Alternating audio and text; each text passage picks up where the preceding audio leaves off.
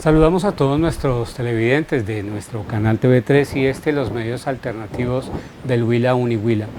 Tenemos un espacio muy especial donde hablamos de política pública, de política local, de política nacional, porque esto es un momento político.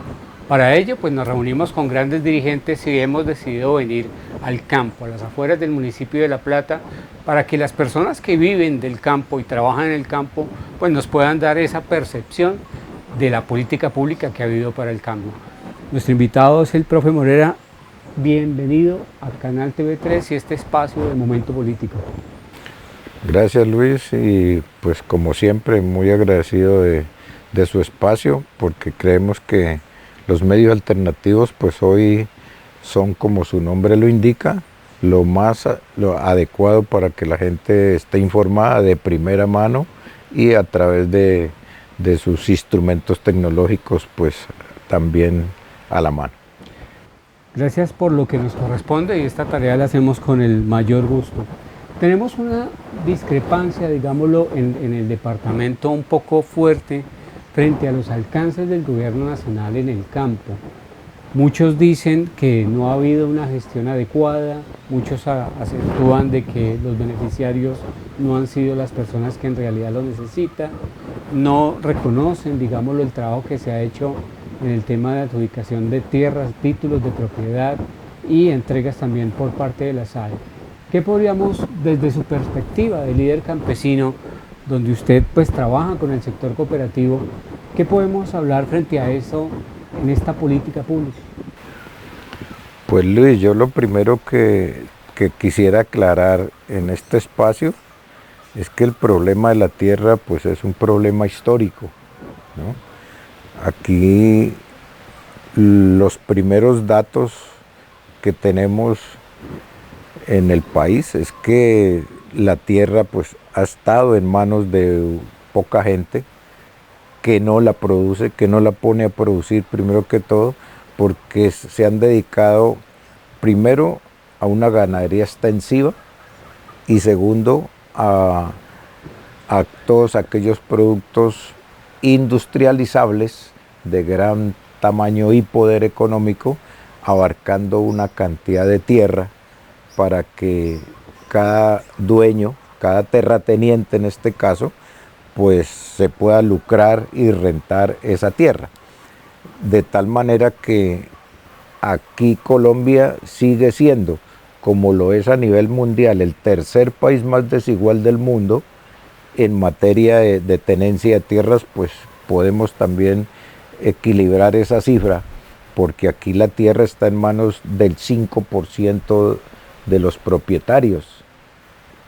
Sin embargo, el 95% de los que trabajan la tierra no son propietarios, sino escasamente de un 5% de la tierra, ¿ya?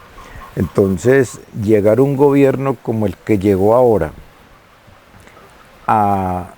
con un programa agrario demasiado ambicioso, pues uno entiende y si usted hace el análisis, la gente debe entender que era muy difícil hacer una reforma agraria en 2 años, 3 años, por cuanto esa tenencia histórica ha sido una de las limitantes más preocupantes y más difíciles de superar. Por esa razón, a pesar de que en el plan de desarrollo del gobierno de Gustavo Petro está dicho que la meta era conseguir 3 millones de hectáreas para los campesinos que no la tienen o que tenían muy poca o que su unidad agrícola familiar es muy reducida, ¿no? Pues finalmente, con todos los esfuerzos que se hicieron, el gobierno está terminando su periodo y sí, hay que decir que no se alcanzó la meta, primero porque los que tienen la tierra, tú recuerdas que en el año 2022, terminando el 2022, iniciando este gobierno, las agencias nacionales, la Agencia Nacional de Tierras y el propio gobierno, pues propuso comprarle 2 millones de hectáreas a los terratenientes dueños de la tierra, pero ellos, a pesar de que estuvieron de acuerdo, finalmente no vendieron sino escasamente 400.000 hectáreas, y eso con todos los problemas que implica pues una contratación con el Estado. Digamos que patraciaron esa decisión y lo que hicieron fue bloquear. En otros lados de Colombia se vio que las tierras que brindaban eran las tierras que para ellos eran improductivas, ¿no?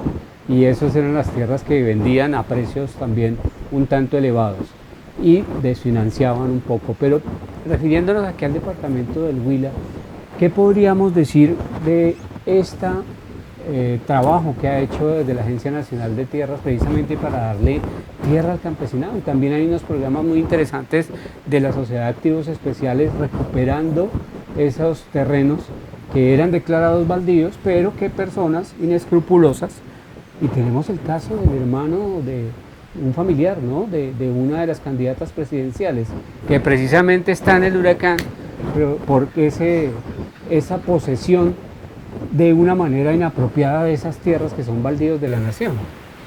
Sí, exactamente. Bueno, entonces, como dándole el hilo conductor al comentario que traía, sí, claro, este gobierno se propuso esas metas y efectivamente, de acuerdo contigo, porque la burguesía terrateniente no le cumplió el compromiso de venta, por un lado, y también de acuerdo en que las tierras que ofrecieron eran unas tierras poco aptas para el cultivo y demasiado caras. Entonces, ¿qué le tocó hacer al gobierno? Acudir a todos los activos en materia de terrenos que había conseguido la SAE, incautado, claro, que no eran pocos. De algo, ¿no? Los terrenos y estas propiedades que ya han sido bajo procesos judiciales, se ha comprobado que esas tierras fueron adquiridas de manera ilícita por cualquiera de los mecanismos que hay, ¿no? Por testaferrato, por X, Y, Z, pero ya hay un veredicto judicial y ya están en propiedad de la SAE, ¿no? Entonces aquí viene la Agencia Nacional de Tierras y hace la compra a la SAE, porque obviamente no es que la saquen de un lado para el otro, sino que hay unos procedimientos y después se la adjudica la Agencia Nacional de Tierras a entidades como las que usted también lidera, profe, ¿no? Cooperativas, que es un modelo también bien interesante. Sí, claro, Lucho, efectivamente la SAE ha cumplido un papel muy importante en la recuperación de terrenos incautados al narcotráfico y se ha venido entregando a diferentes asociaciones campesinas, porque es que este gobierno desde el comienzo, yo personalmente estuve en las primeras visitas y asamblea que hizo Mauricio, el primer director de la Unidad Solidaria. Acá estuvo en Neiva, se hizo una gran asamblea con muchos campesinos cooperativistas y asociaciones de todo tipo de carácter comunitario y campesino para orientar la asociatividad que se llama y que sigue así llamándose. Por eso el gobierno sigue llamando a los campesinos a eso, a la asociatividad, porque el gobierno no puede decirle, vea Lucho, usted solito tome, porque pues por un lado es engorroso, unos procedimientos jurídicos personales a hacérselo a 20, 30 personas reunidas de manera en alguna organización. En la Unidad Solidaria, frente a eso, precisamente, los medios, también de ahí surgió esta corporación Unión de Medios Alternativos del Huila, precisamente por ese trabajo que se ha venido desarrollando. Tuvo sus contratiempos, como todo, ¿no? Pero muchos exigen es que ya se ven resultados. ¿Qué decirle a estas personas que de pronto son, digámoslo, un poquito pragmáticas en afirmar, en decir que el gobierno no ha hecho nada? No, yo creo que eso no es cierto, digamos, aquí, y sin querer ser un defensor a ultranza pues del gobierno actual, pero sí uno tiene que ser como realista en eso, ¿no? El Huila ha sido beneficiado con 11.360 hectáreas en lo que va de este periodo de gobierno. Y entonces son campesinos huilenses que han sido beneficiados de una u otra manera. Aquí los más representativos fue las 3.000 hectáreas que le entregaron a los que fueron pues perjudicados por la represa del Quimbo, por ejemplo. ¿Ya? Que ya venían mucho tiempo con un litigio que no avanzaba, ¿no? 18 Eso años. Es importante, que pasaron 3 gobiernos y el problema siguió. 18 años, Lucho, 18 años con ese proceso desde Uribe hasta hoy. Y solamente este gobierno vino a solucionarles ese dilema de la entrega de tierras. Y eso es una realidad. Sí, o sea, claro. No lo puedes conocer. No se puedes conocer. Y tampoco, mire que precisamente esta semana estábamos viendo que la gobernación estaba haciendo una entrega de títulos, pero no mencionan al gobierno nacional. A pesar de que hay un trabajo mancomunado, pero un tema de titulación la adjudican como propia. ¿Qué pasa con estos gobiernos, con estos gobernantes que se asumen los procesos nacionales como propios? Pues preocupante, ¿no? Es como una práctica política o politiquera, mejor, porque eso, la política es la acción que se hace, ¿no? De la entrega y del programa de entrega de tierras. Y esa política solamente la tiene el gobierno nacional, no las gobernaciones, porque la Agencia Nacional de Tierras es una institución que depende del gobierno central, independientemente que haya acá en el territorio una oficina de coordinación. Pero eso pasa, Lucho, igual que con los otros subsidios, ¿no? Que entrega el gobierno nacional, lo de adultos mayores, lo de renta ciudadana, lo de, bueno, otra cantidad de subsidios que hoy existen por efecto de la misma Constitución, y alcaldes y gobernadores no se apersonan de esa claridad de decirle a la gente: vea, usted ha sido beneficiado por el gobierno nacional, yo solamente estoy entregándole como intermediario receptor de esos dineros. Pero que hemos tenido unas denuncias ciudadanas frente a eso, precisamente el manejo politiquero que se le da, donde nos dicen: mire, es que el beneficio llega, pero se los dan a un político y el político determina quién lo recibe y quién no. Estas cosas no son sencillas porque es de solucionar, ¿no?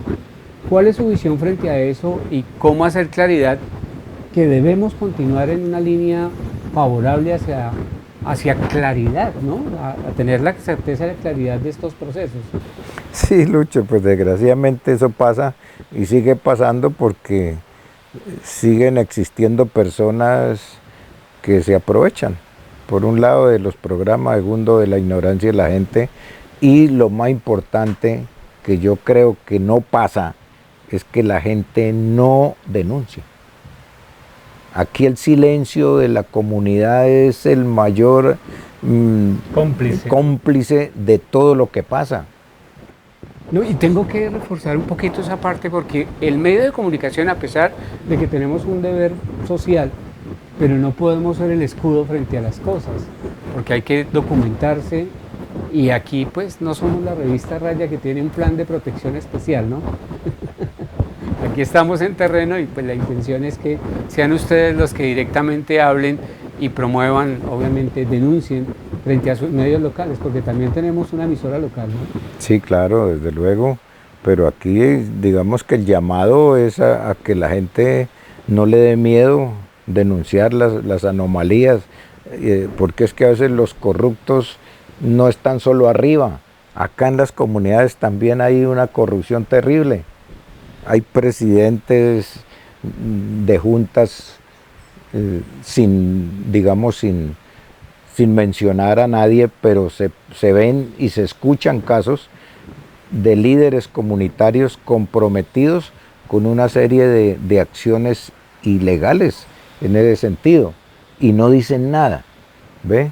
Solamente, no, es que los políticos son corruptos, que los políticos no sé qué, pero abajo están pasando las cosas y la comunidad no dice nada. Pero es que aquí, profe Morera, tenemos que entrar un poquito a hilar más finito. Tenemos un municipio muy conservador, no necesariamente hablando del partido político, sino con unas raíces como muy culturalmente muy arraigada, e infortunadamente La corrupción está también Primero muy que debe arraigada. hacer la gente es perder el miedo, porque claro, desgraciadamente, vivimos en un país donde las campañas como esta, por ejemplo, donde le meten miedo a la gente para que vote por un sector X o Y, ¿ya? En el campo los grupos ilegales meten miedo para que hagan o no hagan tal o cual cosa, ¿ya? O sea, nosotros estamos inmersos en una psicología del miedo terrible y eso no es de ahora, eso es de hace muchos años atrás, ¿ve? Hay comunidades, pueblos enteros donde hasta ahora, y solamente por efecto del proceso de paz, son comunidades que están hablando, que están denunciando, que se han sometido, por decir algo, a los procedimientos de la ley de paz y han estado diciendo y contando los acontecimientos. Primero porque son beneficiarios de los resultados de la paz, pero segundo porque hay personas y organizaciones, sobre todo líderes sociales muy importantes que no les ha dado miedo con base en el proceso victimario, que muchos hijos, familiares, allegados, vecinos, amigos fueron víctimas del conflicto armado y se pusieron en la tarea, perdieron el miedo, desde luego con todo el acompañamiento posible del Estado y de las autoridades, pero se atrevieron a perder el miedo. Y hoy uno ve los resultados de la JEP, de la Justicia Especial para la Paz. Ahí está demostrado que cuando uno pierde el miedo, pues muchas cosas se hacen, se descubren y se solucionan. Y empieza verdad y reparación, que es un proceso y no repetición, que es realmente lo que nos lleva a disfrutar de una buena vida, que esto no vuelva a ocurrir. Desde luego, Lucho, porque es que a propósito del tema que usted me planteó hoy de la tierra, pues ahí está, mire, la Agencia Nacional de Restitución de Tierras viene haciendo también esa tarea muy, muy lenta, pero muy efectiva, donde cantidades de familias campesinas han logrado hacerse nuevamente a sus tierras, arrebatadas por la violencia paramilitar en décadas anteriores, que no se habían atrevido a decir nada y que lo más fácil fue desplazarse para otras regiones del país o a buscar sus familiares en otro lado por el miedo a no delatar sus detractores, ¿ve? Pero hoy las circunstancias son otras, de tal manera que yo sí invito a la ciudadanía, a la de La Plata, a la del Huila y a todos los colombianos de bien, digámoslo así, que donde vean un delito, sea lo que sea, hay que denunciarlo. Y más si es contra una política pública que está beneficiando a la gente, ¿ve? Porque de otra manera no va a ser posible, no va a ser posible. Bueno, profe, nos quedamos con este mensaje final de Momento Político y a ustedes estén atentos porque vamos a seguir invitando a más personajes y líderes, independientemente de su versión, pero que podamos tener argumentos para sustentar cada una de las cosas que dialoguemos acá en este Momento Político. Muchas gracias, Lucho, y bueno, plateños, huilenses, colombianos, el llamado es a eso. Tenemos en el corto plazo una forma de participación muy, muy importante que la vamos a tener que realizar de hoy en adelante, que es la firmatón por la Asamblea Constituyente. Es una forma de participación comunitaria muy importante hoy por hoy, cuando se está negando en el Congreso las reformas más importantes que ha presentado este gobierno. Entonces vamos a buscar entre todos la forma de cómo cambiar las normas en beneficio común y que sea el pueblo el que legisle, porque si el Congreso ya se quedó corto, pues el pueblo es el constituyente primario y por eso se llama reforma constituyente o asamblea constituyente, para que el pueblo reforme lo que a bien tenga en beneficio de él. Muchas gracias y buena suerte. Nos vemos en otro espacio de Momento Político.